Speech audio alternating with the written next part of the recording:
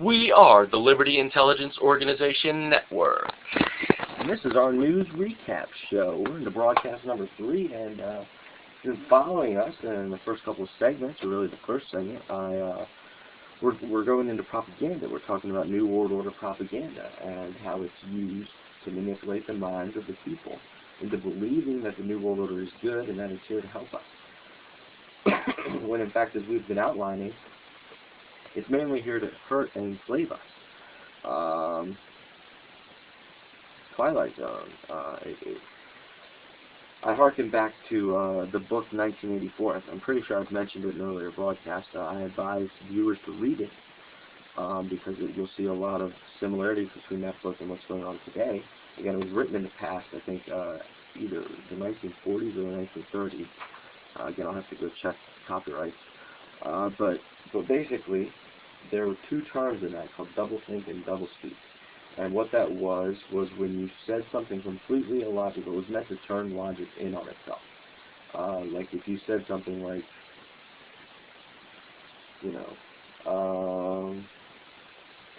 I don't know, a square is round, and then you know a square is not round, but the government tells you a square is round, and eventually you forced to believe that because, you know, a credible authoritarian source is telling you to believe something, and ultimately if you don't believe it, you're ousted as an outsider in society and ignored. Again, that's what they try to do to liberty people talking about this. They label us conspiracy theorists. We're just retailing information to you that we analyze. It's information regardless. It's not false just because someone labels the person telling you the information a conspiracy theorist. That's the ultimate clue. And in fact, one of the bad guys, Adolf Hitler, a bad guy throughout history, he was the very first person to coin the term conspiracy theorist as a way to demonize his opponents. So its roots are based in evil, just the term and how they label people that, and it's evolved into terrorists. Now they're just going to start labeling people terrorists, and then they're just going to start arresting them under NDAA 2012. Harken back to the police state. Again, that was broadcast 1. Go check it out if you haven't. So basically, we're getting into the New World Order propaganda. Now, I wanted to give this earlier, but I got the definition and a link to it of propaganda from dictionary.com. And it is information, ideas, or rumors deliberately spread widely to help or harm a person, group, movement, institution, nation, etc. So basically, the main thing you have to look at in the definition is help or harm. Very rarely is propaganda meant to help. In some cases it is, but mainly it's meant to harm. And propaganda, again, is government-sponsored mainly. Government-sponsored media, but it can also be privately sponsored. It's about instilling within a person a certain specific type of view, a way of seeing the world. The New World Order propaganda really harkens back to what I mentioned in the prior segment about divide and conquer. This was a concept used originally by the British Empire when they went in and took colonial control of various parts of the world. They would learn about the groups of people that lived there and get these people to divide into groups based off of whatever aspect they could, whether it's race, whether it's ethnicity, whether it's culture, whether it's religion. They would force groups to divide amongst each other, and then they would have agents telling each group that the other group is their sworn enemy and get the people to fight each other so that no one would ever try to stop the imperial takeover of the British Empire. So that being said, the New World Order likes to do the same thing, and it also likes to, heroify the eugenics program, and it likes to say the police state is good. Mainly, 24, I'd like to mention 24, tried to say torture is good. It tried to heroify torture, tried to, prop it up and say torture is good. The New World Order likes to use media to make us think certain ways. It tries to make tyranny look cool. It tries to make, dictators look awesome. Again, this is bad. This is bad. In Walking Dead, a show I actually like, at the end of season 2, Rick says to the people, originally he was trying to listen to all views and get everybody's opinion in the group about what they should do to survive the zombie apocalypse. And eventually got to the point when so many people tried to betray him that it gets, he was the unofficial leader, really. Eventually, most people respected him as leader, but there were people who wanted the power for themselves. He didn't really even want the power. He just wanted to keep his family safe.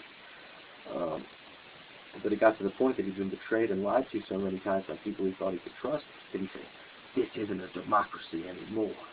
And again, that's the main hero in the show. They're trying to say here tyrants are cool. Tyrants have to exist to maintain security. Again, that's total tomfoolery. That's propaganda.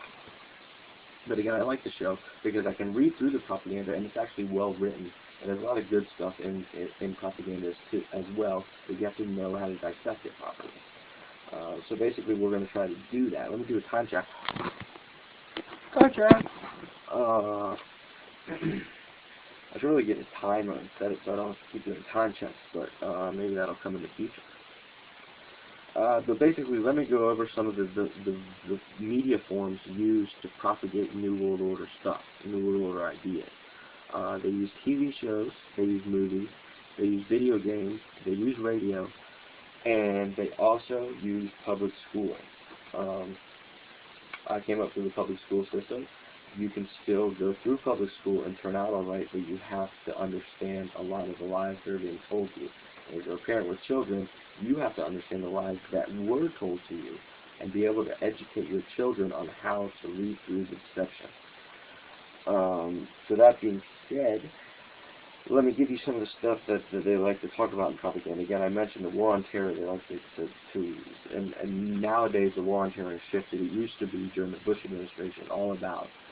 And again, I'm not attacking individual administrations. I think the presidency is a puppet of the New World Order. It doesn't matter what political party gets in. I'm against both of them. Republicans and Democrats, two heads, the same snake, It's evil. So they like to demonize liberty-minded people now in ideas. Again, I mentioned the Walking Dead segment where democracy is dead. And again, democracy is not too good either. It's all about really a republic of liberty-minded, not full democracy, but limited democracy. So the mob can't control an individual. It's all about individual liberty.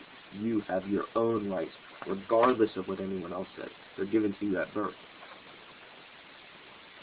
Not by any government. They're given to you at birth. They like to heroify tyrant leaders, as I mentioned. They also like to heroify special forces, people that commit torture. Again, that was in Lost. If you ever watched Lost, they heroified torture. They said torture was necessary. They did it in 24, and they continue to do it. I think they did it in Heroes and stuff like that. But again, it's all propaganda. A lot of stuff is propaganda, and a lot of it, if you really follow the money trees, is either owned by New World Order puppet masters or funded by government. And this is worldwide. This is in all countries. So if you think, oh, I'll just leave the United States. No. This is everywhere. And if you're not from the United States and you're watching this, it's in your country. Guaranteed. Go home, look for the signs, and bet you will find it. They demonize farmers, ranchers, and gun owners. That's the big stuff right now. They're demonizing people who know how to take care of themselves. People who have accepted liberty and decided, I'm going to be an individual. I'm going to take care of myself. I'm going to accept responsibility for my own life.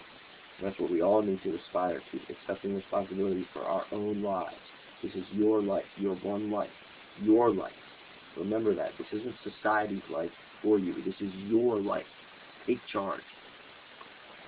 And so basically that's it. I made a note here to elaborate back to gun ownership and its importance, but I did that in the introduction to this broadcast. So I want to remind folks to stay safe, to stay strong, to stay free, and to stay informed. See you in the next segment.